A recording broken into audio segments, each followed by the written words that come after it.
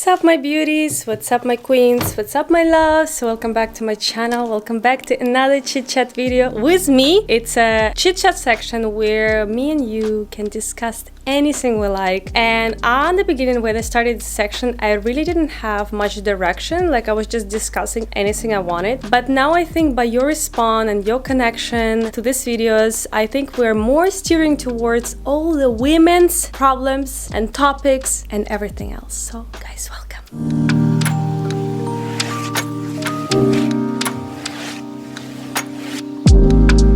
Funny how I noticed that I usually film those videos in a Allegro room. I don't know why, and I was just trying to analyze why I picked this specific room. I think because that's the only one room in my house that I actually fully did myself. Like my husband gave me a full freedom to do whatever I want, and I just feel like this room connects me with so many pleasant emotions. Like I remember the moments when I was doing it and I was pregnant and I would be just sitting here in the evening and like imagining that when Allegra will be born, how she's gonna be, how I'm gonna feel as a mom. And I feel like when I film those videos on these specific topics, I don't know why, I really want to film it here. I guess it's something like a subconscious intuition. And also like this room always fills up with such a beautiful light that I don't know, it just puts me in a better space for those type of conversations. Also, it's kind of a quiet room further away from everything else, not gonna lie. I hope you guys love my little necklace that Allegra made for me. I've been wearing it today.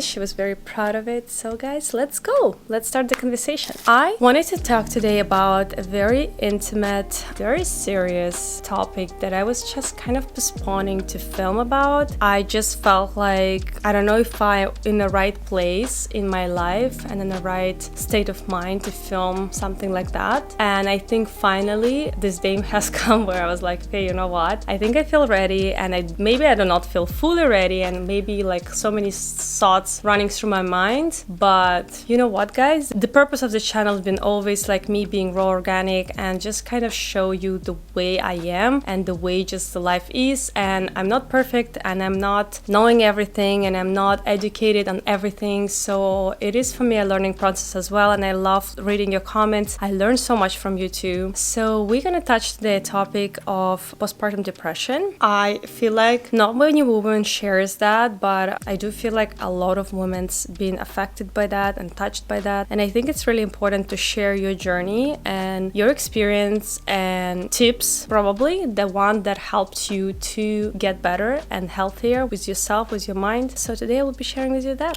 Okay guys, so I guess I'll start the story by just going back of when I gave birth. And you know, obviously the birth was planned, and like I was super excited about having a baby. I had no clue obviously what I'm doing, and I think that's one of the parts that always brings the most stress to a new mom, is like really not knowing what you're doing and if you're doing it right. And again, I'm very lucky and blessed enough, like I have help and I had people to give me advice, right? And I cannot even imagine the moms that don't do it without help. It must be a double stress of what I experienced. So, but I remember clearly when I give birth 2 days earlier than my due date, and our nurse that I booked for 3 months, a night nurse, she was only coming after the day of my due date. And I remember those 3 days being so stressful. I came home with a baby. I didn't know what I'm doing. Valerio, by luck and chance, he got a horrible food poisoning. So I remember being these 2 days absolutely stressful because he was really in a bad shape and he was like really needed some care too. And plus the new baby, and just like me running between two, I did not sleep for 2 days. And I just remember like the nurse coming into my door and I just like handing her the baby and going to take a good shower. Even so, like as I said, I had help. I always been dealing with these emotions of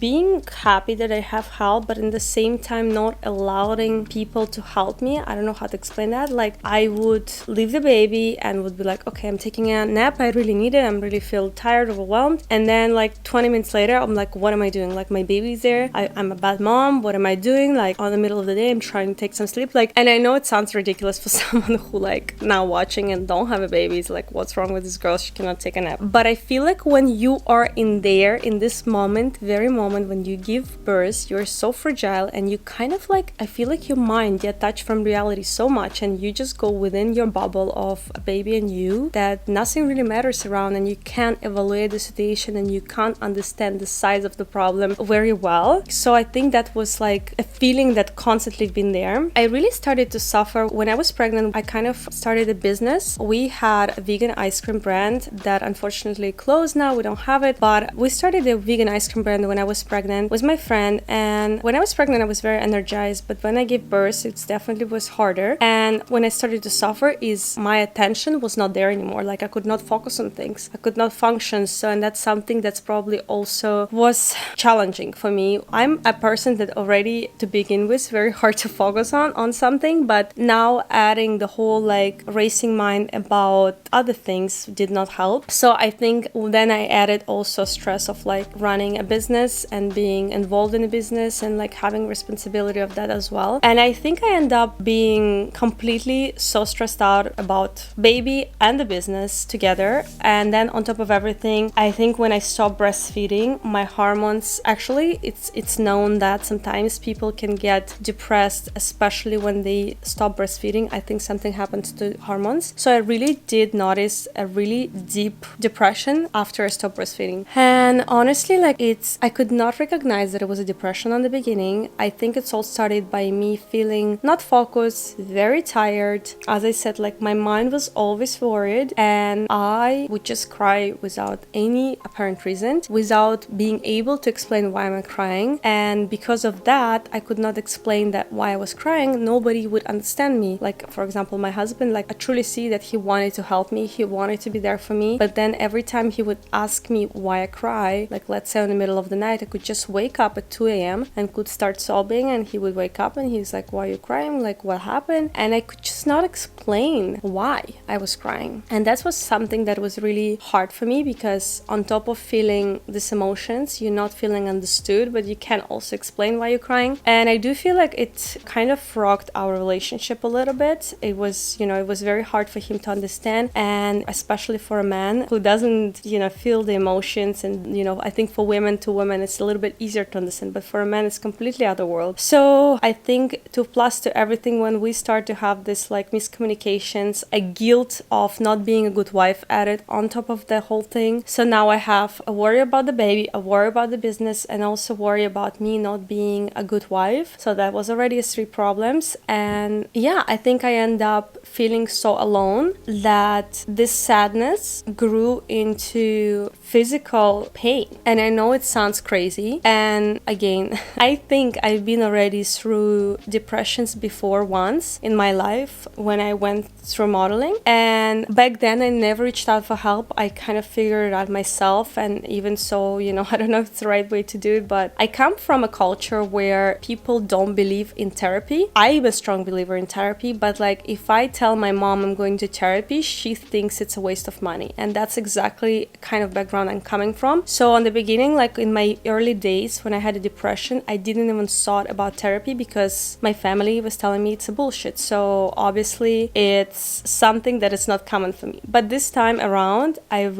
can't even explain to you, I really experienced physical pain. Like it felt like my brain was boiling. I'm not kidding. It felt like my brain was boiling, and there is nowhere I could escape from that pain. And sometimes it would be like a heaviness in the chest. And that's, I think, when I was really started to worry about myself, and I understood that I cannot handle this anymore. And I shared with one of my friends who is also a mom about the feelings I have and how I felt. And she's the one who actually told me, she said, listen, I do think you have a postpartum depression, and I do think you need to do something about it. And that's when I think I took it a little bit more serious, and I wasn't anymore waiting out for things to pass on its own. So I kind of asked around of my mom friend who I knew was going to therapy, because they mentioned it before, for a contact of a therapist. And I went there, and I went there secretly at first, and then I kind of told my husband about it, and he was totally supportive of it, because as I said, I don't feel like he felt like he could help me. And that gap between us of not being able to communicate that and not feeling a little bit distant because we were not understood. So I think he supported this idea, and And once he supported this idea of me going to therapy, I felt like there was already a certain step to understanding me. Another thing that I think helped me a lot was acupuncture. Again, I don't know if acupuncture exactly stabilized the hormones, but what I really felt the difference on myself is every time I would have acupuncture section for, let's say, 1 hour, 1.5 hours, I would really go into a very deep sleep. I think there is a point in your ears, actually, he told me, that kind of helps you to put you to sleep, if it makes sense. So I think that acupuncture is something that everyone can look into. And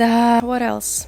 I mean, I also been using a bunch of supplements. I was mentioning already on my Instagram because somebody asked me a question about libido. And when you go through postpartum depression, the libido is completely not existent. I'm not kidding. I think that your body is in so much stress that when your body is in so much shock and stress that you don't even think about intimacy or you don't feel sexy really. So I think that taking, like, there is so many different supplements, but I'll show you the one I've been using. It's called Still Libido, and it's absolutely natural. I know the name is like a little strange to, like, it's something that you probably will hide close to the counter so nobody sees it, but it's honestly just, there's like maca powder, there's fish oil, there is like a lot of natural things that kind of helps you to bring this like female energy and hormones back to normal. Actually, it's funny, I also posted recently on my Instagram about me feeling like very low on energy around my period, and one of the followers, I mean actually few followers, highly recommend me to try the organic Vitex. Guys, whatever I suggest here is not advertisement. I'm just really trying to share what I used. There is many brands that you can buy, but this one I bought on Amazon, and it's basically organic Vitex helps you stabilize the hormones, and actually it says that here that it helps to support ovarian function, but it's also like they use it when you want to conceive the baby, so it's really good for your overall like women health. So something like this to add is also not gonna help, and I definitely think to watch intake of your caffeine and of course alcohol. Alcohol I think is something that you have to eliminate for sure when you're feeling depressed, because it's something that gives you a little relief from reality and ease your symptoms and ease your pain in the way for a short period of time, but then the next day it gets worse, and then it's like a never-ending circle. So definitely alcohol is absolutely no during times when you don't feel your best. And I would say one of these things that nobody links to the depression is coffee, and I do feel like on my own feeling, and then I had to make a little bit of research, actually coffee can make your depression and anxiety much worse. Even as I said, like around my period now, even now that I don't think I'm depressed anymore, but now around my period I don't drink coffee anymore because I feel like it makes it so much worse, my mood swings and anxiety around my period, if I take coffee. So even so, I know how hard it is, like especially when you're so sleep deprived, to say no to coffee, but I read that actually green tea or like matcha actually I think more caffeine than a coffee, but anyway, you can regulate it, right? You can put a little bit less than, let's say, a teaspoon. But how I understood, it's a different type of caffeine. Again, correct me if I'm wrong, but it's basically caffeine that kind of more, how to say, less spike you and staying more consistent, because coffee I feel like it puts you up so much, at least me, because I'm very sensitive to coffee. Like I cannot have coffee after 3 p.m. So on coffee I always feel like it spikes me up so much, but then it crushes, and when it spikes me up I feel like this crazy jittery anxiety and like my mind is racing, and sometimes it can be like productive, of course, if you are tired and you need to complete the task, but I think if you do it every day, it puts you in this weird state where you feel raised but you don't feel like you accomplish anything, if it makes sense. So I think switching from coffee to the green tea, and actually also in coffee there is something that lowers your hormones of well-being, like feeling of well-being, and in green tea actually it contains the nutrients that helps you to elevate that hormones of well-being. So that's also something very interesting to know about. So guys, that's kind of the steps I took, and I think the most important thing of it all that really helped me is really making sleep a priority. I think the therapy, all other things are great, but sleep is the one thing that will recover you, I promise you, because deprivation of sleep makes you crazy. And I don't know if you know, but there has been like, it's a way of torturing people, not letting them sleep, and they completely go banana. So I think deprivation of sleep can take you to the edge of being crazy, can lead to really bad depressions. So I think that really trying to stabilize your sleep is the number one priority priority in curing your depression, in my opinion. So actually an opinion even of my therapist, because one day I went there and I was just like bursting my problems to her, and she just hold my hand and she goes, girl, I really feel like you need to sleep. And she was right, I needed to sleep. So I think like as soon as I removed alcohol, as soon as I started consuming less of caffeine, my sleep normalized a little better. I was going regularly to therapy, I was doing acupuncture regularly, and I feel like slowly it started to get a little better and a little better and a little better. And then I feel like now I'm in a great state where I also know how to manage the feelings that might come back. You know what I'm saying? Now if I feel a little bit on the edge and a little bit agitated, and like again like these feelings comes back, I know exactly what to do. Like, okay, Vita, day off, sleep, acupuncture, take care of yourself, no caffeine, this, that. So now I already know exactly what to do, and I think that helps a lot to kind of manage it. Yes, guys. And before I finish this video, I want to give the supportive words to all the moms. Like, guys, we're doing our best, and I know how sometimes hard it is to leave your baby and trust to someone, but it is so important to also have your life outside of home. And again, I'm not talking about, it shouldn't be like, it can be not a huge career, but just a little interest of something that you can go outside and do for an hour and free your mind of home tasks is super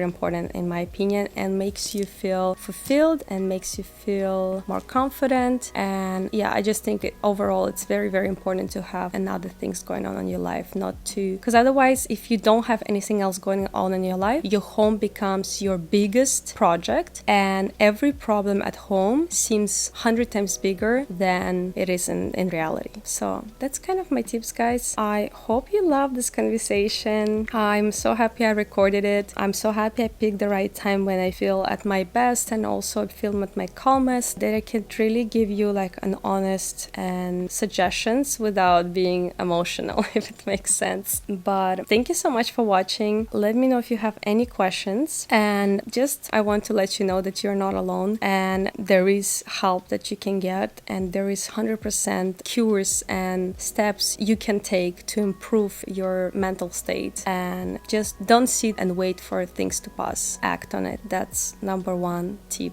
that I can do for you. Thank you guys so much. I hope you enjoyed this video, and let me know if you have any questions. I'll be so happy to help you and answer them and give you another advice if I have to. And down below in this video, in the description of this video, if you're a mom and you've been through some experiences similar to mine, I would love for you to share your story, because I feel like it's so important for us to share those stories, not to feel alone. And I think that if we're exchanging our stories and tips, it helps us to get better, and it helps us to improve, and it helps us to look at situation differently. So I'll be really appreciative if you will be brave enough and open enough to share your personal story. Thank you so much, guys, for watching this video. I love you all, and I will see you in the next video. Ciao.